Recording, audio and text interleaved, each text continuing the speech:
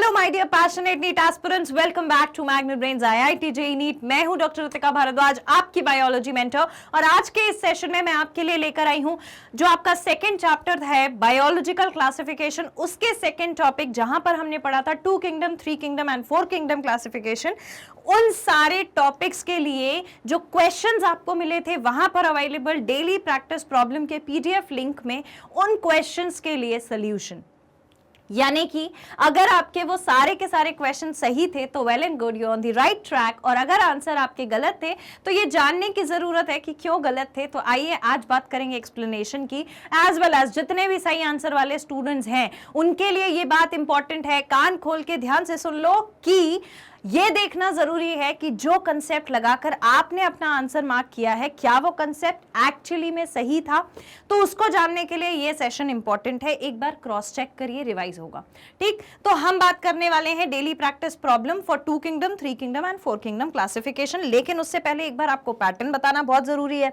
तो पैटर्न हमारा ये है कि हम पहले करते हैं टॉपिक वाइज एक्सप्लेनेशन की तरफ फोकस हर चैप्टर के लिए, फिर हम सॉल्व करते हैं डेली प्रैक्टिस प्रॉब्लम, यानी कि आप सॉल्व करते हो और आपसे नहीं होता है तो मैं आपको डेली प्रैक्टिस प्रॉब्लम का सॉल्यूशन।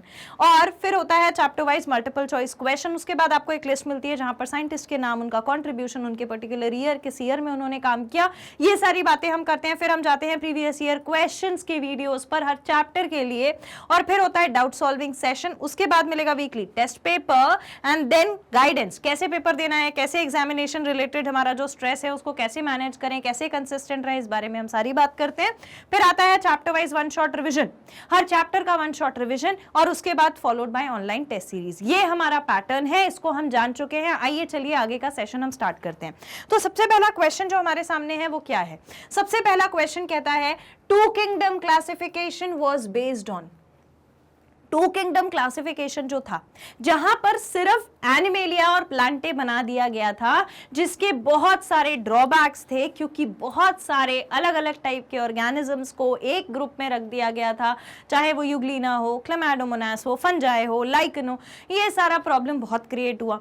तो ये जो 2 किंगडम क्लासिफिकेशन था एक्चुअली में इसका बेसिस क्या था? देखो हमने बहुत सारी चीजें इसको लेकर के पढ़ी कि जो भी प्लांट्स हैं उसके अंदर उसका मूवमेंट कैसे होगा, उसका लोकोमोशन कैसे होगा, न्यूट्रिशन कैसे होगा, रिप्रोडक्शन कैसे होगा, सेल का स्ट्रक्चर क्या है, सेल का फंक्शन क्या है, ये सारी चीजों पर हमने बात करी थी प्रीवियस सेशन में। और अगर आपने वो सेशन नहीं देखा है, अभी इस वीडियो को यहां हॉल्ट करो, जाके वो सेशन देख कर आओ, उसके बाद आपको मजा आएगा ये क्वेश्चन सॉल्व करने में। तो अब हमने बात करी थी बहुत सारी कि ऐसा होता है वैसा होता है, प्लांट के ये फीचर्स हैं, एनिमल के ये फीचर्स होते हैं, प्लांट इस तरीके से अलग है, प्लांट में इरिटेबिलिटी शो नहीं हो रही है, बल्कि थोड़ा थोड़ा स्लो इरिटेशन का, इरिटेशन नहीं कहना चाहिए, थोड़ा सा रिस्पॉन्स होता है एक्सटर्नल स्टिमुलाई से, क्योंकि उनके पास सेंस ऑर्गन नहीं है, ब्रेन नहीं है। ये सारी बातें हमने प्लांट्स के लिए करी थी। जब हम एनिमल पे गए थे तो हमने उसके सेल के बारे में बात करी थी कि सेल में क्या डिफरेंसेस हैं, मूवमेंट होता है, रिप्रोडक्शन हो रहा है, न्यूट्रिशन का प्रोसेस कैसे चल रहा है, ये सारी बातें हमने करी थी। लेकिन क्वेश्चन पूछता है कि जो 2 किंगडम क्लासिफिकेशन है वो बेसिकली बेस्ड किस पर है? क्या बहुत इंपॉर्टेंट क्राइटेरिया था। फर्स्ट ऑप्शन है सेल स्ट्रक्चर। तो सेल स्ट्रक्चर इसीलिए नहीं है क्योंकि इन्होंने बहुत सारे ऑर्गेनिजम्स को एक साथ एक ग्रुप में डाल दिया और इन्होंने बहुत ब्रॉड फीचर्स देखे थे, एकदम स्पेसिफिक फीचर्स नहीं देखे थे, तो सेल स्ट्रक्चर पर हम नहीं गए। फिर आता है न्यूट्रिशन एंड लोकोमोशन। हाँ, डेफिनेटली न्यूट्रिशन कैसा है, ऑटोट्रॉफिक है या हेट्रोट्रॉफिक है? ऑटोट्रॉफिक मतलब वो ऑर्गेनिजम्स जो अपना खाना खुद बना रहे हैं। आपको याद है हमने बात करी थी कि न्यूट्रिशन कैसा है, ये बहुत इंपॉर्टेंट फैक्टर है। क्या न्यूट्रिशन ऑटोट्रॉफिक है, ऑटोट्रॉफिक है, या फिर न्यूट्रिशन हेट्रोट्रॉफिक है, या फिर न्यूट्रिशन हेट्रोट्रॉफिक है? इस बारे में बात की थी। ऑटोट्रॉफिक न्यूट्रिशन मतलब कि सेल्फ मेड फूड था जहां पर, और हेट्रोट्रॉफिक न्यूट्रिशन मतलब विच डिपेंड्स ऑन अदर्स। ये तो हमें मालूम है ना, depend on others for food.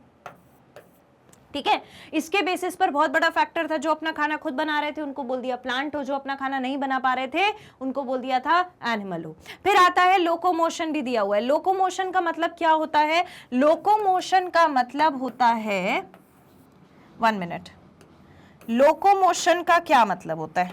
जब हम लोकोमोशन बोलते हैं तो मैंने आपको बताया था ability to move. Locomotion is the ability to move. आपको याद है मैंने आपको ये पॉइंट बताया था कि जो प्लांट्स होते हैं वो स्लो मूवमेंट करते हैं, लोकोमोशन नहीं करते हैं। मूवमेंट करना यानी कि जो सनफ्लावर था वो टर्न कर गया सन की तरफ, है ना, जो टच मी नॉट था वो बंद हो गया, वो भी मूवमेंट है। जो पॉलिनेशन के टाइम पोलन ट्यूब बना था वो अंदर ओवरी में ही क्यों बना, ओवरी से बाहर क्यों नहीं बन गया, क्योंकि वो भी एक मूवमेंट था। मूवमेंट एज इन जो केमिकल के बेसिस पर हुआ था। उसके बाद जो रूट है वो ग्राउंड की तरफ ग्रो हो रही है, जो शूट है वो ऊपर की तरफ ग्रो हो रहा है, ये भी तो मूवमेंट ही है ना। और अगर कहीं जगह नहीं मिलती है तो प्लांट टेढ़ा आड़ा होकर अपनी जगह निकाल के मूव हो जाता है, ग्रो कर जाता है, तो वो भी एक मूवमेंट है। तो प्लांट एक जगह से दूसरी जगह नहीं जाते लेकिन मूवमेंट शो कर सकते हैं, ठीक है।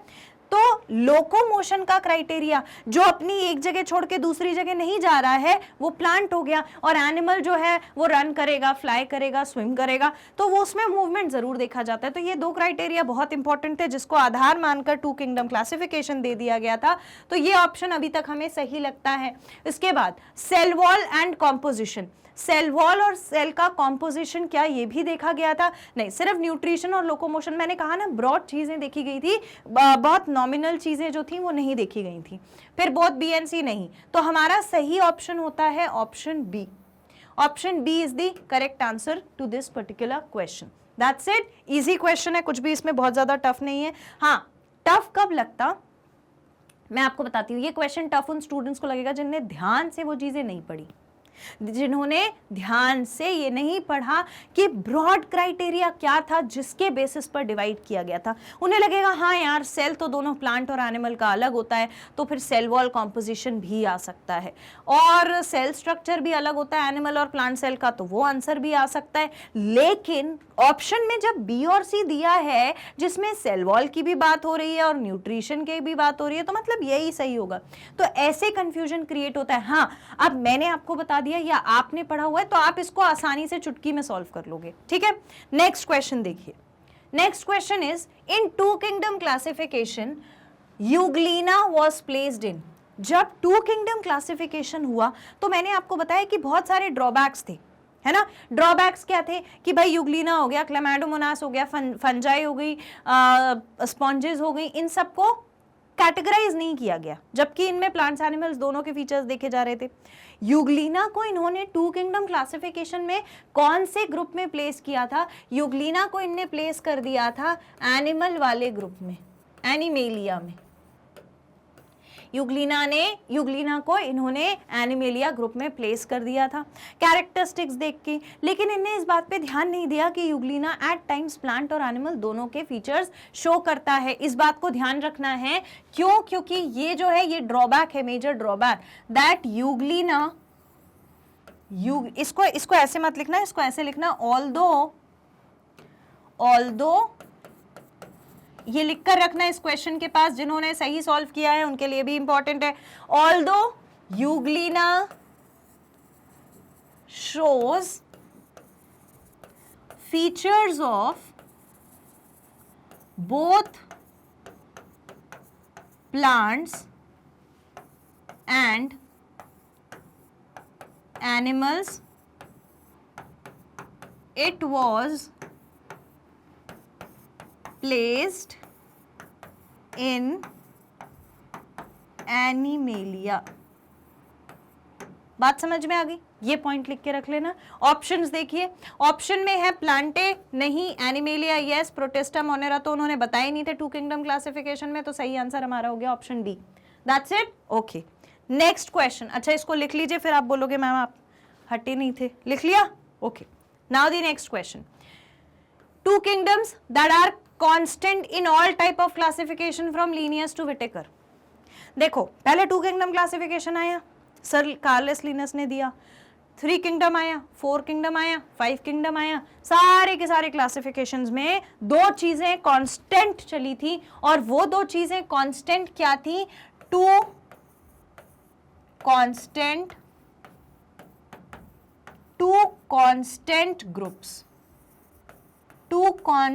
Groups. And what were these two constant group?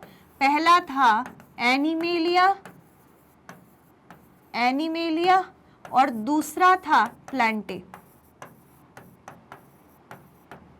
एक था एनिमेलिया, दूसरा था प्लांटे, बस ये कांस्टेंट चले थे। तो ऑप्शंस देखिए, Plantae and animalia, Monera protista, protista fungi, Monera and fungi, बिल्कुल नहीं।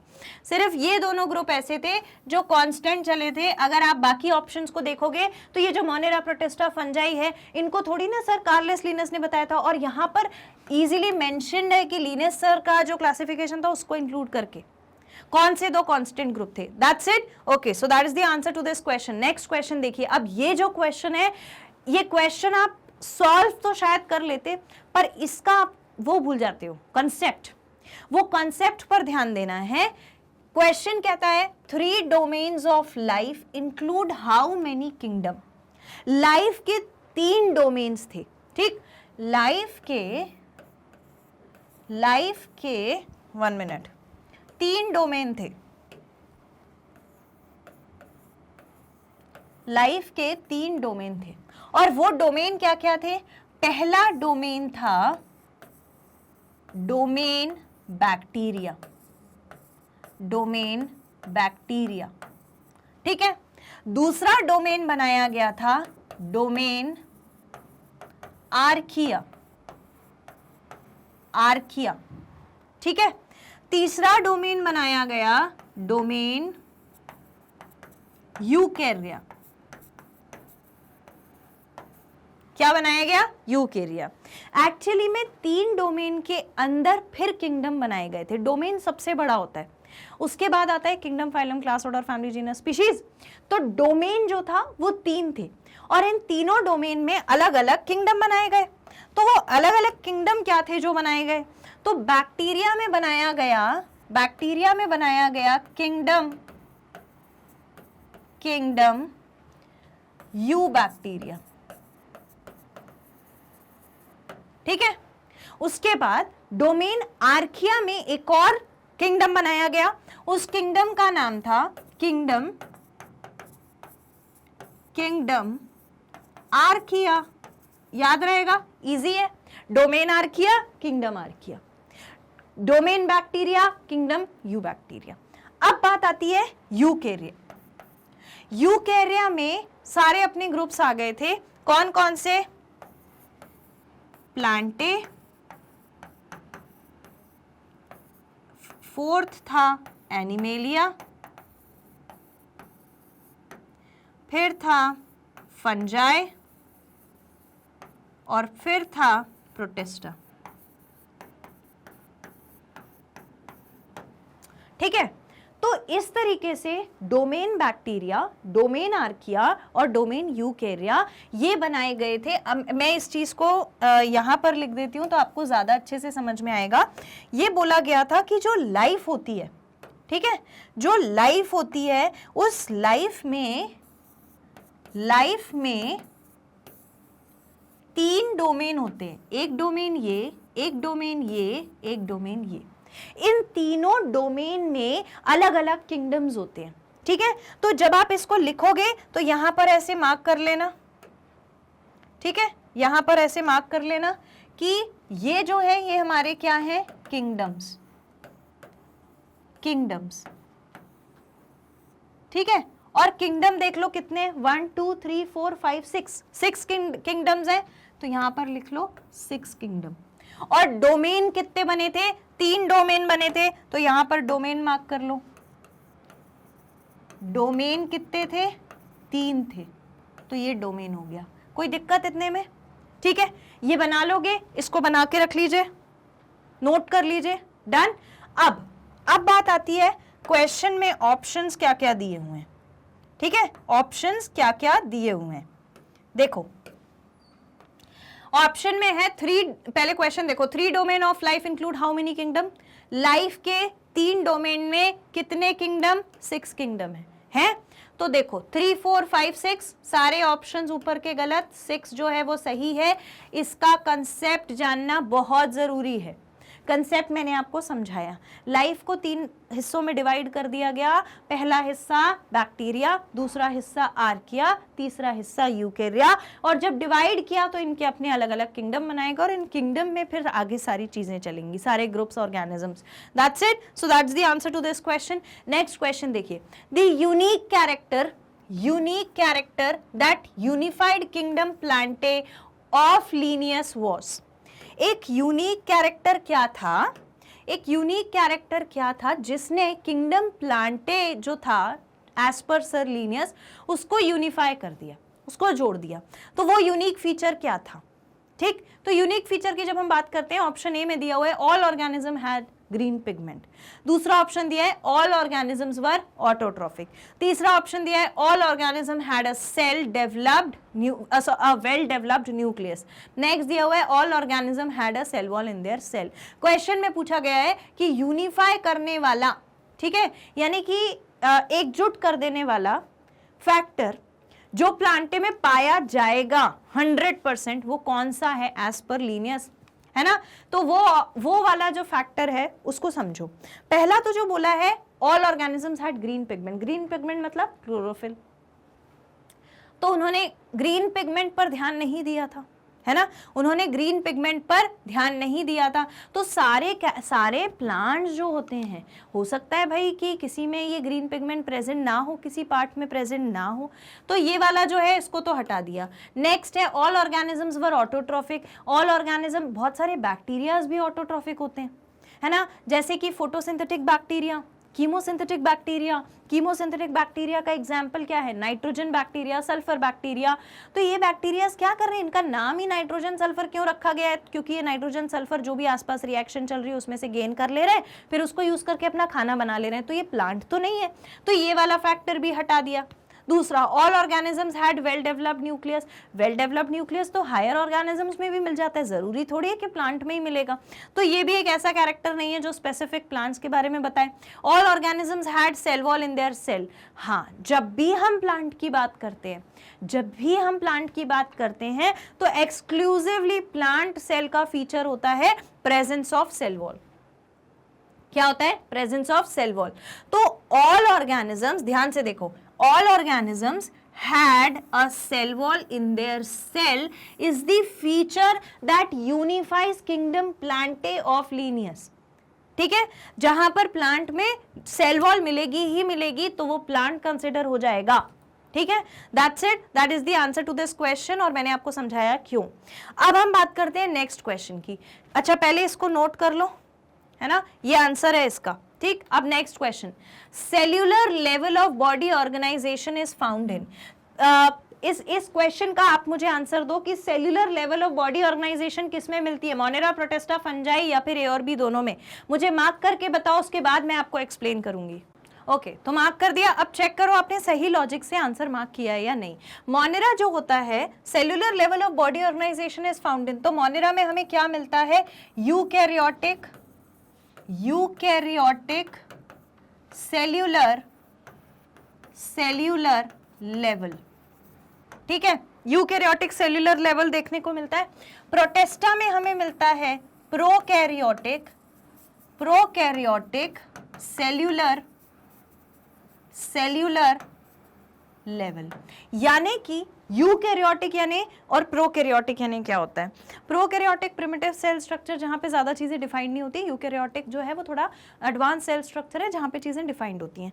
जबकि हम फंजाई की जब बात करते हैं तो फंजाई में हमें कॉम्प्लेक्स स्ट्रक्चर मिलता है, जहां पर हमें हाइफे मिलते हैं, फंजाई में माइसीलियम मिलता है, माइसीलियम लाइक स्ट्रक्चर मिलता है, ऐसे में बहुत सारे स्ट्रक्चर्स मिल जाते हैं फंजाई में। तो हम एक्चुअली में ये कह सकते हैं कि जो हमारे ये ऊपर के दो ऑप्शंस हैं, मोनेरा और प्रोटिस्टा, इसमें हमें मिल रहा है सेल्यूलर लेवल ऑफ ऑर्गेनाइजेशन, है ना? लेकिन जो फंजाई है वहां पर हमें क्या मिल रहा है?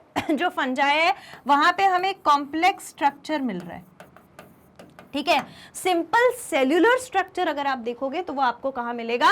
मोनेरा में और प्रोटिस्टा में। और डी ऑप्शन है both A and B, so the correct option will be both A and B. बात समझ में आई?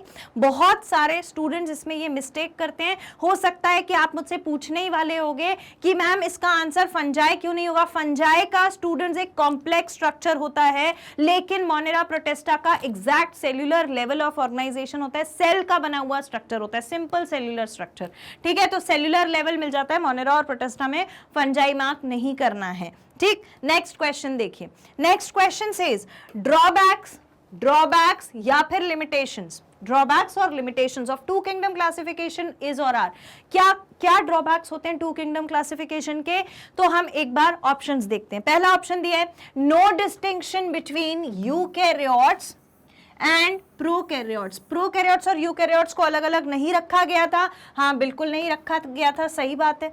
नेक्स्ट देखिए, no distinction between unicellular and multicellular. हम बात कर रहे हैं टू किंगडम क्लासिफिकेशन की, जहां पर बहुत ज्यादा कुछ देखने को नहीं मिला था, तो डेफिनेटली यूकैरियोट प्रोकैरियोट भी अलग नहीं किए गए, यूनिसेल्यूलर मल्टीसेल्यूलर ऑर्गेनिजम्स को भी अलग नहीं किया गया। नेक्स्ट ऑप्शन है photosynthetic and non photosynthetic organisms are placed together. हाँ बिल्कुल, डेफिनेटली यहां पर ये नहीं देखा गया था कि फोटोसिंथेसिस करने वाला है या फोटोसिंथेसिस ना करने वाला है। और अगर आपको याद हो तो मैंने आपको पढ़ाया था कि इनने बोल दिया था कि न्यूट्रिशन दो टाइप से हो रही है, एक सेप्रोट्रॉफ है और दूसरा फोटोसिंथेसिस करके ऑटोट्रॉफ है।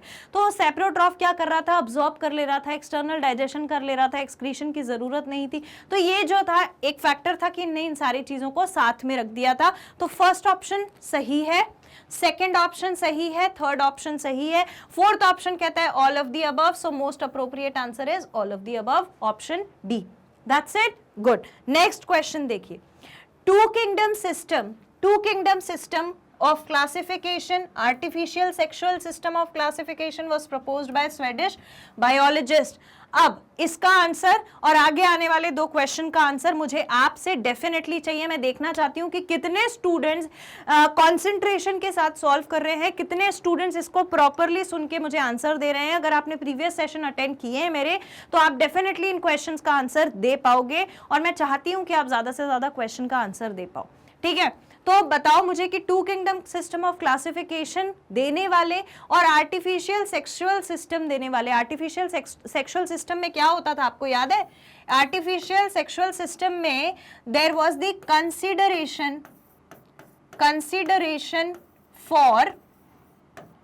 Consideration for number of stamen and carpel, याद आ गया? फॉर रिप्रोडक्टिव पार्ट्स बोलना चाहिए,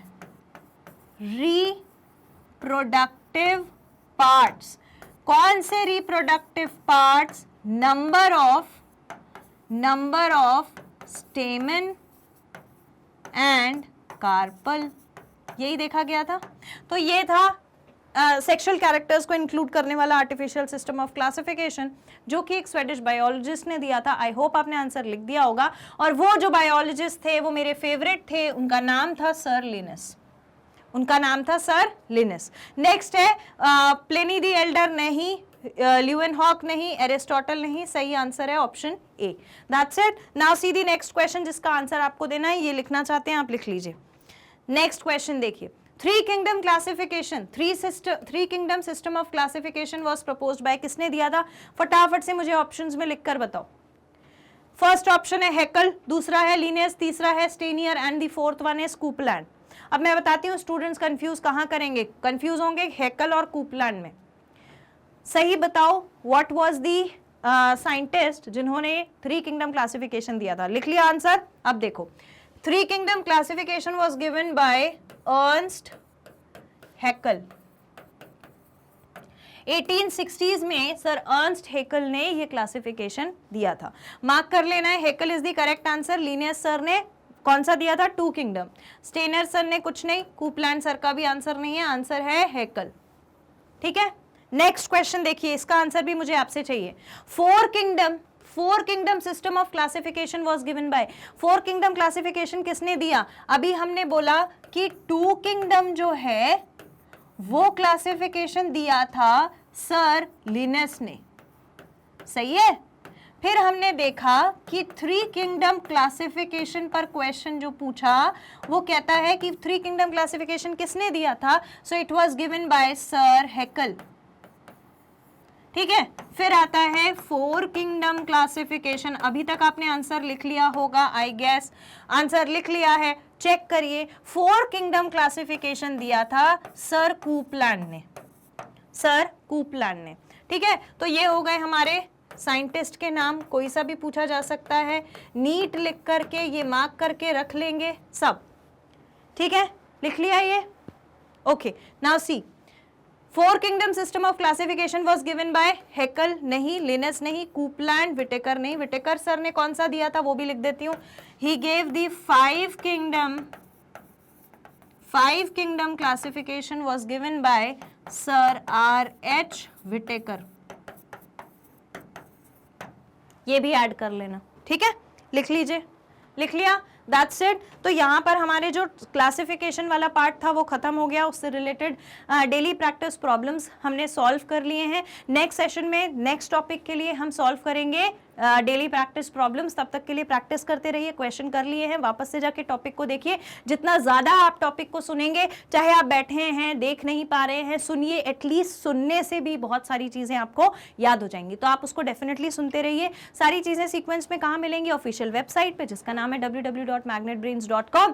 एक ऑफिशियल पेज ओपन होगा जहाँ पर आप एक्सप्लोर करिए टॉप कोर्सेज को, वहाँ पर जाके नीट पे क्लिक करिए, नीट पे जाके बायोलॉजी पे क्लिक करिए, वॉच नाउ पे क्लिक करोगे, ऑफिशियल पेज ओपन होगा जहां पर चैप्टर वाइज वीडियोस हैं। इस तरीके से सीक्वेंस में वीडियोस मिल जाएंगे और प्ले करोगे तो वीडियो इस तरीके से प्ले होने लगेगा, आप आसानी से पढ़ सकते हो। लाइक जरूर कर देना, शेयर कर लेना सारे फ्रेंड्स के साथ, जिनके साथ वर्चुअल में डीपीपी आपने शेयर करी होगी उनके साथ जरूर शेयर कर देना, भैया इसका सोल्यूशन आ गया है, सब देख लो। नेक्स्ट है सब्सक्राइब जरूर कर लेना, शेयर करने के बाद सब्सक्राइब कर लेना, कोई भी इंपॉर्टेंट अपडेट मिस नहीं होनी चाहिए, एग्जाम से रिलेटेड चाहे किसी भी चीज से रिलेटेड, कंसिस्टेंसी बनी रहनी चाहिए। क्योंकि Magnet Brains IIT JEE NEET के प्लेटफॉर्म पे there is the only channel जहां पर आपको 100% फ्री कंटेंट प्रोवाइड हो रहा है, फ्री एजुकेशन प्रोवाइड हो रही है for the biggest exam of all times, that is the NEET. तो आप अच्छे से पढ़ाई करो, बहुत मेहनत करो और कीप स्टडिंग। मैं आपसे मिलूंगी नेक्स्ट सेशन में, तब तक के लिए टेक केयर, थैंक यू।